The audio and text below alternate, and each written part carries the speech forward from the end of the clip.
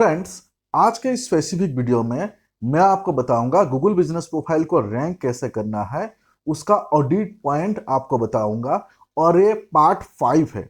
आप में से बहुत सारे लोगों को पता है प्रोफाइल को रैंक कैसे कराते हैं। उसका part 1, part 2, part 3 and part 4 मैं ऑलरेडी आपको शेयर कर चुका हूं। आप में से बहुत सारे लोगों ने देखा है और अगर आपने नहीं देखा है तो इस वीडियो के बाद जो है हमारा इस सीरीज का पहले पार्ट जो 4 हमने लॉन्च कर चुके हैं, जो आपको शेयर कर चुके हैं, प्लीज जाके आप गो थ्रू करें।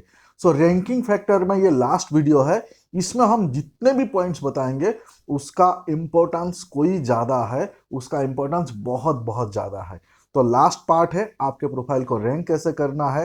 प्लीज एंड तक देखें और ये सारे पॉइंट को इंप्लीमेंट करें और आपका बिजनेस प्रोफाइल को आप खुद फ्री में रैंक करें। चलिए लास्ट पार्ट को शुरू करते हैं, बट जरूर देखना एंड तक और पहले सारे पार्ट जरूर देखना। तो फ्रेंड्स, पार्ट 5 का जो पहला पॉइंट है वो है क्वालिटी कंटेंट। अब ये पॉइंट नंबर 44 है, क्वालिटी कंटेंट। इसका मतलब समझते हैं।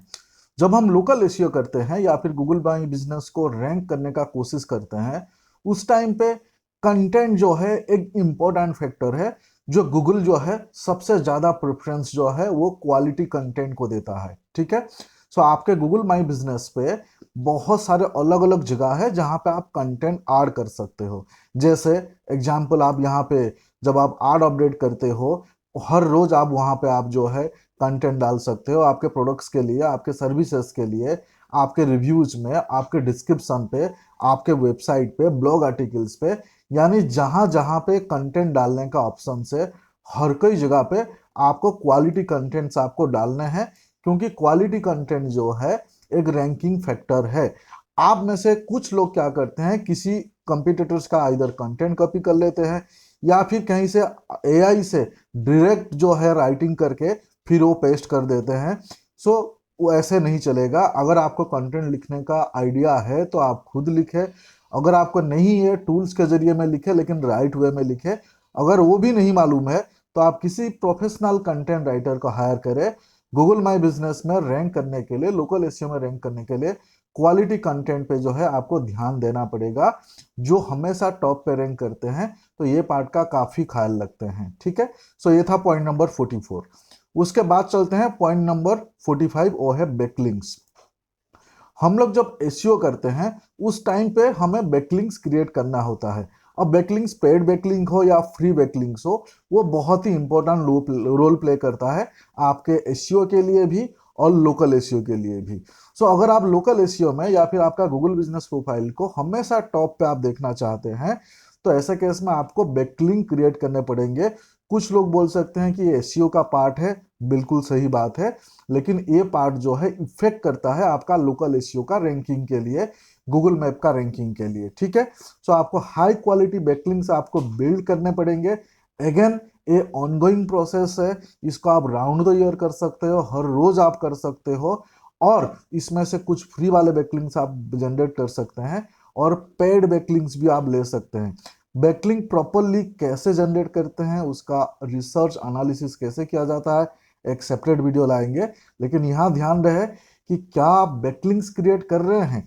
अगर आपने किसी को काम दिए हैं, उनको पूछिए कि आपने कहाँ कहाँ पे बैकलिंक्स क्रिएट किए हैं, जरा उसका लिस्ट दीजिए। या फिर आपको अगर नॉलेज है तो आपके जीएमबी प्रोफाइल के लिए बैकलिंक्स जरूर क्रिएट करें, क्योंकि एक इंपॉर्टेंट रैंकिंग सिग्नल से रैंकिंग फैक्टर है। ठीक है। उसके बाद चलते हैं पॉइंट नंबर 46। अब ये पॉइंट नंबर 46 जो है ये है टेक्निकल एसईओ। टेक्निकल एसईओ समझने के लिए आपका वेबसाइट होना जरूरी है, यानी गूगल बिजनेस प्रोफाइल पर रैंक करने के लिए वेबसाइट होना चाहिए अगर आप कंसिस्टेंटली टॉप पे रैंक करना चाहते हैं। बहुत सारे ऐसे प्रोफाइल है जो बिना वेबसाइट पे रैंकिंग हो जाता है, लेकिन आज के डेट में जो है इतने ज्यादा कंपटीशन है, वेबसाइट होना जरूरी है। सो टेक्निकल एसईओ का मतलब आपका जो वेबसाइट है, आपका वेबसाइट का स्पीड क्या है, आपका वेबसाइट का मोबाइल फ्रेंडलीनेस क्या है, आपका वेबसाइट का क्रलेबिलिटी क्या है, आपके वेबसाइट टेक्निकली साउंड है कि नहीं है। ये सारे फैक्टर्स जो है मैटर करता है। यानी गूगल हमेशा उसी वेबसाइट को जो है सजेस्ट करता है जो जिसका स्पीड बढ़िया हो, जिसका मोबाइल फ्रेंडलीनेस हो, या फिर टेक्निकली साउंड हो, या फिर इजी टू इंडेक्स हो। समझ में आ गया? सो आप गूगल बिजनेस प्रोफाइल पे जब आप किसी के प्रोफाइल पे आप जाते हैं, आपको मालूम है कि कॉल टू एक्शन में यहाँ पे देखिए वेबसाइट सबसे पहले रहता है। ये पार्ट को हम में से बहुत सारे लोग मिस आउट करते हैं। लोगों को लगता है कि वेबसाइट का जरूरत ही नहीं है। वेबसाइट एक बहुत ही इंपॉर्टेंट रोल प्ले करता है आपके लोकल एसईओ, आपके गूगल मैप के रैंकिंग के लिए। तो वेबसाइट का टेक्निकल एसईओ पे आपको जरूर ध्यान देना है। और ये पार्ट अगर आपको नहीं समझ आता है, आपके जो वेब डिजाइनर है उनसे ये करवाइए। समझ में आया? वेबसाइट का स्पीड मेजर करने के लिए टूल्स है, मोबाइल फ्रेंडलीनेस मेजर करने के लिए टूल्स है, हर एक चीज के लिए टूल्स है। थोड़ा सा रिसर्च करोगे तो आपका काम आसान हो जाएगा। लेकिन बहुत ही इंपॉर्टेंट रैंकिंग सिग्नल है ये, सो इसको आप ध्यान दीजिए। उसके बाद चलते हैं कीवर्ड्स ऑप्टिमाइजेशन। ये पार्ट का इंपॉर्टेंस, इस पार्ट का रोल बहुत ज्यादा है। कीवर्ड ऑप्टिमाइजेशन यहाँ पे दो तीन जगह पे हो सकता है, ठीक है। सबसे पहले आपको लिस्ट ऑफ कीवर्ड्स बना लेने हैं। अब जब लिस्ट ऑफ कीवर्ड्स आप बनाएंगे, आपका प्राइमरी कीवर्ड्स का लिस्ट बनाना है या सीड कीवर्ड्स के लिस्ट बनाना है। उसके साथ साथ उसका वेरिएशंस बनाना है। उसके साथ साथ लोकल एसईओ के रिलेटेड या लोकल कीवर्ड्स के वेरिएशंस बनाने हैं। अब आपके गूगल बिजनेस प्रोफाइल पे जहां जहां पे आप कंटेंट ऐड करते हैं, जहां जहां पे कीवर्ड्स आप ऐड कर सकते हैं इन टर्म्स ऑफ कंटेंट के इनसाइट्स, उसको आपको टाइम टू टाइम ऑप्टिमाइज करना है। सिमिलरली आपके वेबसाइट हो, आपके ब्लॉग पोस्ट हो, आपका आर्टिकल्स हो, हर एक जगह पे आपको keyword optimise time to time करने होंगे। मतलब मान लीजिए कि आपने पहला महीने में आपने 5-7 कीवर्ड्स पे काम किए और उसी 5-7 कीवर्ड्स पे आप पूरे साल भर काम कर रहे हैं, तो ऐसे नहीं। आपको महीने में या 2 महीने में या 3 महीने में आपको कीवर्ड्स को ऑप्टिमाइज करने पड़ेंगे थ्रू आउट आपके website content, through blog articles, या फिर आपके गूगल माई बिजनेस के जो कंटेंट है। समझ में आ गया? कीवर्ड ऑप्टिमाइजेशन एक इंपॉर्टेंट पार्ट है। इसको, ये अगेन टेक्निकल पार्ट में आता है, लेकिन ये करना जरूरी है, ठीक है। उसके बाद चलते हैं नेक्स्ट इंपॉर्टेंट पॉइंट, वो है यूजर एक्सपीरियंस। यूजर एक्सपीरियंस जो है वो बेसिकली वेबसाइट्स के लिए डिपेंड करता है। मतलब अगर आपका वेबसाइट है और आपके वेबसाइट में यूजर्स को, जब यूजर्स आपके वेबसाइट में आता है, उनको क्या एक्सपीरियंस मिल रहा है, किस टाइप का एक्सपीरियंस मिल रहा है, वो भी रैंकिंग में मैटर करता है, ठीक है। सो यूजर एक्सपीरियंस बढ़िया होना बहुत ज्यादा जरूरी है, क्योंकि गूगल का थंब रूल है वो उसके यूजर्स को बहुत ही बढ़िया एक्सपीरियंस देना चाहता है। इसमें से कुछ लोगों के लिए रेड अलर्ट है। कुछ लोग ऐसे घिसा पिटा वेबसाइट बना देते हैं और उनको लगता है कि ये मेरा काम चल जाएगा। नहीं, उससे आपका काम नहीं चलेगा, आपका काम बिगड़ जाएगा। क्योंकि गूगल हमेशा उसी वेबसाइट को प्रेफरेंस देता है जहां पे यूजर्स को अच्छा एक्सपीरियंस हो। तो आपको इसके लिए एक बहुत ही बढ़िया यूजर एक्सपीरियंस वाले वेबसाइट पे काम करने पड़ेंगे, वेबसाइट बनाने पड़ेंगे। इसके लिए मैं जैसे शुरू में बताया कि आपका गूगल बिजनेस प्रोफाइल जब रैंक करता है, आपका पहला कॉल टू एक्शन ही वेबसाइट है। तो उसको आप कैसे स्किप कर सकते हैं, कैसे छोड़ सकते हैं? इसके तहत आपको बहुत सारे कॉल्स आ सकते हैं। तो यूजर एक्सपीरियंस एक इंपॉर्टेंट पार्ट है, आपको ध्यान देना है। Point number 48। उसके बाद है पॉइंट नंबर 49, वो है स्कीमा मार्कअप। अगर आपका गूगल बिजनेस प्रोफाइल है और उसके साथ साथ आपका वेबसाइट है, तो आपको स्कीमा मार्कअप करना पड़ेगा। और ये टेक्निकल पार्ट है, ये आप आपके जो वेब डेवलपर है उनके थ्रू में आप करा सकते हैं, ठीक है। आपके वेब डेवलपर को बोलिए कि हमारे वेबसाइट में जो है स्कीमा मार्कअप करवा दीजिए। इससे गूगल एग्जैक्टली समझ पाएगा कि आपके वेबसाइट या फिर आपके बिजनेस किसके रिलेटेड है, कौन से कीवर्ड्स पे लोग सर्च करेंगे तो आपका वेबसाइट को सजेस्ट करेगा। इसको गूगल को समझने के लिए बहुत आसान हो जाता है। यानी गूगल समझ पाएगा कि आप क्या प्रोडक्ट या क्या सर्विस आप देते हो, और फिर उसी हिसाब से आपके वेब सर्च में वो लोगों को दिखाएगा। समझ में आ गया? तो स्कीमा मार्कअप कराना जरूरी है। डेवलपर से जरूर करवाइए आपका वेबसाइट का स्कीमा मार्कअप, ठीक है। Point number 49। उसके बाद चलते हैं पॉइंट नंबर 50। पॉइंट नंबर 50 का मतलब है सोशल सिग्नल्स। यहाँ पे जब सोशल सिग्नल्स का बात कर रहा हूं, सबसे पहले समझ लीजिए कि गूगल माई बिजनेस या लोकल एसईओ अगर कर रहे हैं तो आपका सोशल मीडिया होना जरूरी है। यहाँ पे सोशल मीडिया का जब मैं बात कर रहा हूं, हो सकता है Facebook, Instagram, LinkedIn, Twitter, Pinterest, TikTok, YouTube, ये सारे सोशल मीडिया हो सकता है। आजकल आपको मालूम है कि बहुत सारे कंट्री में आप गूगल बिजनेस प्रोफाइल पे डायरेक्ट सोशल मीडिया एड्स कर सकते हैं, और यहाँ पे इंडिया में इनडायरेक्टली स्कीमा मार्कअप के थ्रू में या फिर अलग तरीके में आप अपना सोशल प्रोफाइल को ऐड कर सकते हैं। सोशल मीडिया में अगर आप कंटिन्यू पोस्ट कर रहे हैं, बढ़िया पोस्ट कर रहे हैं, आपके पोस्ट में लाइक्स आ रहे हैं, लोग आपके पोस्ट को शेयर कर रहे हैं, आपका पोस्ट जो है वो बहुत ही बढ़िया इंटरेक्टिव पोस्ट है, और आपके वेबसाइट में भी आपने सोशल मीडिया का आइकन्स वगैरह आपने डाल रखा है, ऐसे केस में आप रैंकिंग बहुत बढ़िया कर सकते हैं। तो कुछ लोग सोशल मीडिया को कंप्लीटली इग्नोर करते हैं, लेकिन अगर आपका सोशल प्रेजेंस बहुत ही बढ़िया है और आपके सोशल प्रेजेंस के साथ साथ लाइक, शेयर और इंटरेक्शन आपके प्रोफाइल पे बहुत अच्छा आ रहा है, तो आप रैंक कर पाएंगे बढ़िया। तो ये पॉइंट को भी आपको नहीं छोड़ना है। सोशल सिग्नल एक इंपॉर्टेंट साइन है आपके Google business profile local SEO में रैंक करने के लिए। उसके बाद चलते हैं पॉइंट नंबर 51, वो है ब्रांड सिग्नल्स। ब्रांड सिग्नल्स का मतलब ये है कि ओवरऑल आपका ब्रांड का परसेप्शन मार्केट में क्या है, या फिर ओवरऑल आपके ब्रांड का परसेप्शन डिजिटल प्रेजेंस में, सोशल प्रेजेंस में क्या है, उसके हिसाब से गूगल आपको रेकमेंड करता है। तो हमेशा आपको ब्रांड बिल्डिंग के लिए भी ध्यान देना पड़ेगा कि लोग आपको एक ब्रांड के हिसाब से देखें, ठीक है।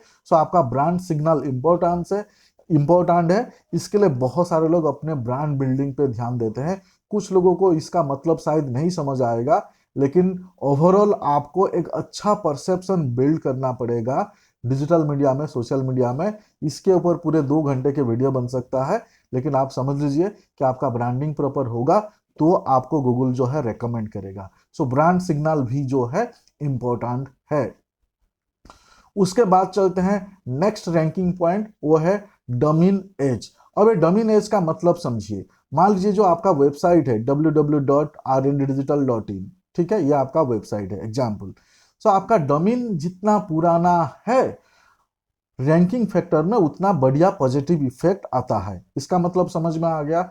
वेबसाइट होना तो जरूरी है, ये मैंने आपको बता दिया, लेकिन उसके साथ साथ डोमेन, अगर आपने डोमेन बुक नहीं किए हैं, वेबसाइट नहीं लिए हैं, तो डोमेन बुक कर लीजिए, वेबसाइट बना लीजिए। क्योंकि जैसे जैसे आपका डोमेन पुराना होते जाएगा, आपको कॉम्पिटिटिव एडवांटेज उतना अच्छा मिलते जाएगा। आपके डोमेन 2 साल हो गया, 3 साल हो गया, 5 साल हो गया, 10 साल हो गया, तो जितने पुराने डोमेन उतना ट्रस्ट फैक्टर ज्यादा होता है। सो ओल्ड डोमेन्स को गूगल प्रेफरेंस देता है। तो डोमेन एज भी इंपॉर्टेंट है। हालांकि इसमें आपका इमीडिएट कंट्रोल नहीं होगा, आपके पास डोमेन ही नहीं है तो आप इमीडिएटली पुराना डोमेन कहां से लाएंगे, बट ये फैक्टर को ध्यान रखना है अगर आप लॉन्ग टर्म गेम प्लान करना चाह रहे हैं, ठीक है। सो ये था डोमेन एज वाले फैक्टर।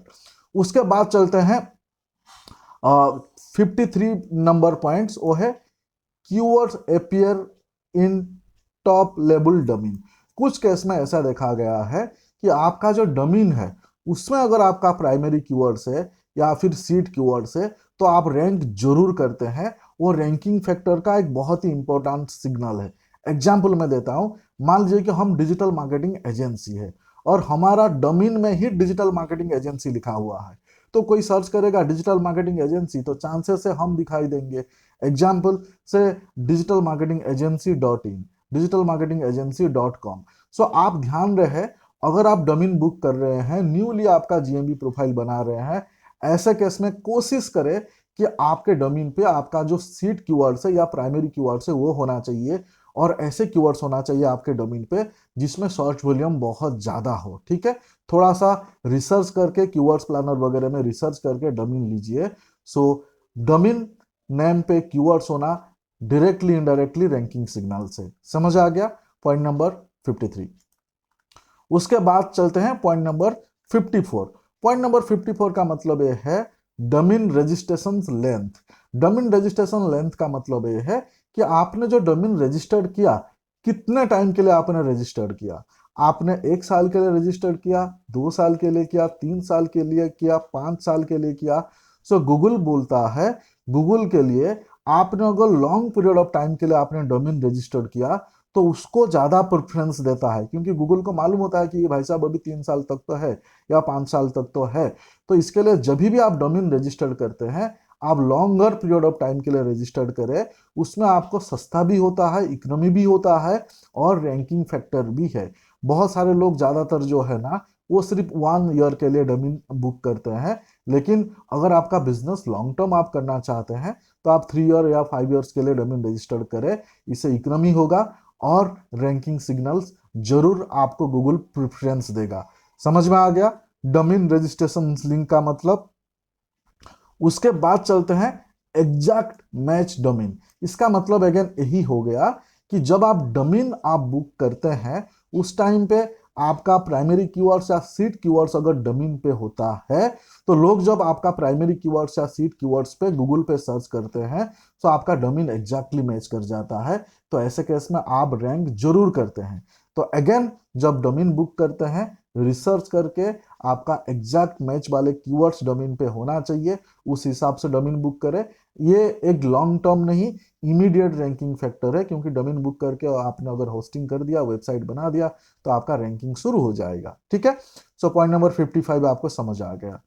उसके बाद चलते हैं पॉइंट नंबर 56, वो है कंटेंट लेंथ। कंटेंट लेंथ का मतलब अलग अलग मतलब है इसके। मान लीजिए कि आपका कंटेंट जितना लंबा होगा गूगल एल्गोरिदम में उसको उतना बढ़िया माना जाता है। ठीक है, अगर लंबा कंटेंट होगा उसमें आप बहुत सारे कीवर्ड्स आप यूज कर सकते हैं। अगर आपके लंबे या बड़े कंटेंट होंगे तो उसमें आप डिफरेंट डिफरेंट वेरिएशंस यूज कर सकते हैं कीवर्ड्स के। लोकल कीवर्ड्स यहाँ पे आप पुट कर सकते हैं, कीवर्ड स्मार्टली वहां पे आप प्लेस कर सकते हैं। कुछ लोग इसको बोरिंग मानते हैं, फिर अपने जो कंटेंट है उसको कम से कम वर्ड में लिखने का या कम से कम कैरेक्टर्स में लिखने का पसंद करते हैं। तो यहाँ पे जहां जहां पे भी कंटेंट लिखने का ऑप्शन है, आपके गूगल बिजनेस प्रोफाइल में आड अपडेट हो, आपका प्रोडक्ट सेक्शन हो, सर्विस सेक्शन हो, आपके वेबसाइट हो, आपके वेबसाइट के अबाउट सेक्शंस हो, या फिर आपका आर्टिकल्स हो या ब्लॉग हो, या फिर आप कहीं पे लोकल लिस्टिंग करते हो, साइटेशन बिल्ड करते हो, जहां पे भी कंटेंट लिखने का स्कोप है वहां पे आप कोशिश करें ज्यादा से ज्यादा वर्ड या ज्यादा से ज्यादा कैरेक्टर्स यूज करें, या फिर कुछ स्पेसिफिक अगर कैरेक्टर्स के लिमिट है उसका मैक्सिमम लिमिट यूज करने का कोशिश करें, ताकि आप ज्यादा से ज्यादा कीवर्ड्स और उसके वेरिएशंस आप डाल सकेंगे और उसके तहत रैंक आप करेंगे। सो कंटेंट लेंथ जो है एक इंपॉर्टेंट फैक्टर है, इसको लोग छोड़ देते हैं बोरिंग समझ के। ठीक है, ये था पॉइंट नंबर 56। उसके बाद चलते हैं कंटेंट रिसेंसी। ये एक बहुत ही इंपॉर्टेंट फैक्टर है जो कुछ लोगों को नहीं समझ आता है। कंटेंट रिसेंसी अगेन इसका मतलब है कि जहां जहां पे भी आप कंटेंट डालते हैं, आपका वेबसाइट, आपके सोशल मीडिया, आपके गूगल बिजनेस प्रोफाइल, आपके ब्लॉग, आपका आर्टिकल्स, हमेशा आपको कंटेंट डालते रहना है, अपडेट करते रहना है, अपग्रेड करते रहना है। आपने वेबसाइट बनाए थे 2 साल पहले, वही पुराना कंटेंट है। आपके सोशल मीडिया में 6 महीने पहले जो कंटेंट डाले थे उसके बाद आपने कंटेंट अपडेट ही नहीं किया, या फिर आपके गूगल बिजनेस प्रोफाइल पे आपने 5-6 महीने पहले जो कंटेंट डाला था उसको अपडेट अपग्रेड नहीं किया, तो ऐसे केस में गूगल हमेशा जो रिसेंट वाले कंटेंट है उसी को ही प्रेफरेंस देता है। तो कंटेंट रिसेंसी बना रहने के लिए आपको आपके वेबसाइट में content time to time update करने पड़ेंगे, अपग्रेड करने पड़ेंगे, ब्लॉग आर्टिकल पोस्ट करना पड़ेगा, गूगल माई बिजनेस में आर्ट अपडेट पोस्ट करना पड़ेगा, सोशल मीडिया में पोस्ट करने पड़ेंगे, और लोकल लिस्टिंग आपको करते रहना है। तो कंटेंट रिसेंसी फैक्टर जो है मतलब रैंकिंग एक इंपॉर्टेंट फैक्टर है, इसके तहत जो है गूगल आपको जो है प्रेफरेंस देता है। तो कंटेंट रिसेंसी को ध्यान रखें, इसको कंटिन्यू करें। ठीक है, उसके बाद चलते हैं पॉइंट नंबर 58, वो है historical page updates. Historical page updates का मतलब भी समझ लीजिए कि अगर आपने जो भी आपका प्रोफाइल है, गूगल माई बिजनेस, आपका वेबसाइट, आपके सोशल मीडिया, आपके ब्लॉग आर्टिकल्स, या फिर जहां जहां पे आप लोकल लिस्टिंग कर रखे हैं, ठीक है, तो वहां पे आपको फ्रीक्वेंटली अपडेट करने होंगे। जितना आप फ्रीक्वेंट अपडेट करेंगे आपका रैंकिंग बहुत बढ़िया होगा, जो इससे पहले भी बता चुका हूं। वेबसाइट बनाए हैं 5 साल तक आपने अपडेट ही नहीं किया है तो रैंक ही नहीं करोगे। आपको फ्रीक्वेंट अपडेट आपको करने पड़ेंगे। फ्रीक्वेंट अपडेट जो है एक फ्रेशनेस का मतलब रोल प्ले करता है, और गूगल को हमेशा फ्रेश न्यू कंटेंट पसंद है। तो हिस्टोरिकल पेज अपडेट्स जो है एक इंपॉर्टेंट रैंकिंग सिग्नल्स है। ठीक है, उसके बाद चलते हैं पॉइंट नंबर 59, वो है कीवर्ड प्रोमिनेंस। कीवर्ड प्रोमिनेंस का मतलब यह है कि जहां पे भी आप कंटेंट लिखते हैं, जहां पे भी कंटेंट लिखने का स्कोप होता है, वहां पे जब आप कंटेंट लिखते हैं पहले 100 आपका जो वर्ड्स है उसके अंदर आपका कीवर्ड्स जरूर होना चाहिए। इतना समझ लीजिए, कहीं पे भी आपका कंटेंट आप डाल रहे हैं, वो आपके वेबसाइट हो, ब्लॉग हो, गूगल माई बिजनेस के डिस्क्रिप्शन हो, गूगल माई बिजनेस का आड अपडेट हो, सोशल मीडिया हो, कहीं पे भी पहला 100 वर्ड्स के अंदर आपका कीवर्ड्स कीवर्ड्स के वेरिएशंस या फिर लोकल कीवर्ड्स वो होना चाहिए। तो इसको बोलते हैं कीवर्ड प्रोमिनेंस, और ये रैंकिंग फैक्टर में एक बहुत ही इंपॉर्टेंट रोल जो है प्ले करता है। तो आप चेक करिए आपका कीवर्ड प्रोमिनेंस क्या है आपके कंटेंट में, क्योंकि एक इंपॉर्टेंट रैंकिंग फैक्टर है। ठीक है, उसके बाद चलते हैं पॉइंट नंबर 60, वो है ग्रामर एंड स्पेलिंग। देखिए, ग्रामर एंड स्पेलिंग मतलब कंटेंट जब हम लिखते हैं, अगेन कहीं पे भी कंटेंट लिखते हैं, गूगल माई बिजनेस के लिए है या फिर वेबसाइट या फिर social media, grammar and spelling mistakes नहीं होने चाहिए। गूगल में ग्रामर या स्पेलिंग मिस्टेक्स होना मतलब बहुत बड़ा गुनाह है, गूगल आपको रैंक नहीं कराता है। कुछ लोग बोलेंगे साहब हम ज़्यादा पढ़े लिखे नहीं है, हमारा इंग्लिश बराबर नहीं है, या फिर हमको प्रॉपर ग्रामर है या प्रॉपर स्पेलिंग है वो नहीं पता चलता है। ऐसे केस में बहुत सारे टूल्स मार्केट में अवेलेबल है, जैसे एग्जाम्पल ग्रामरली एक टूल्स है जो आपका ग्रामर भी चेक कर लेगा, स्पेलिंग भी चेक कर लेगा। इसके अलावा और भी मार्केट में अलग अलग टूल्स है और फ्री वाले टूल्स भी है। सो ग्रामरली जो मैंने बोला आपको, उसमें फ्री में भी अब आपके जो कंटेंट है उसका पूरा ग्रामर पूरा स्पेलिंग आप चेक कर सकते हैं। Proper grammar and spelling check करके आपका कंटेंट डालिए। अगर ग्रामर और स्पेलिंग रॉन्ग होगा तो आप रैंक नहीं कर पाएंगे, और अगर प्रॉपर होगा तो ये रैंकिंग सिग्नल है, आप रैंक कर सकते हैं। सो फ्रेंड्स, यहाँ पे मैं up to 60 numbers of point तक मैं एक्सप्लेन कर चुका हूँ। आई होप ये सारे पॉइंट्स को आप ध्यान देंगे। अगेन जो मैंने आपको पॉइंट एक्सप्लेन किया 44 से लेकर 60, ये हमारा पार्ट 5 था। कोशिश करूंगा आगे और एक या दो पार्ट लाने के लिए, फिर ये सीरीज कंप्लीट होगा। आपको रिक्वेस्ट है, अगर एक ये जो पार्ट है पार्ट 5 अगर आपको अच्छा लगा प्लीज कमेंट्स करें, ताकि मैं पार्ट 6 भी ला सकूं। और आप अगर मेरे चैनल पे न्यू है और हमारे चैनल को सब्सक्राइब नहीं किया है, प्लीज सब्सक्राइब कर लीजिए, ताकि इस टाइप का इंपॉर्टेंट कंटेंट जो है मैं आपके लिए हमेशा लाता रहूं। चलिए फ्रेंड्स, फिर मिलते हैं अगले वीडियो में। Thank you so much.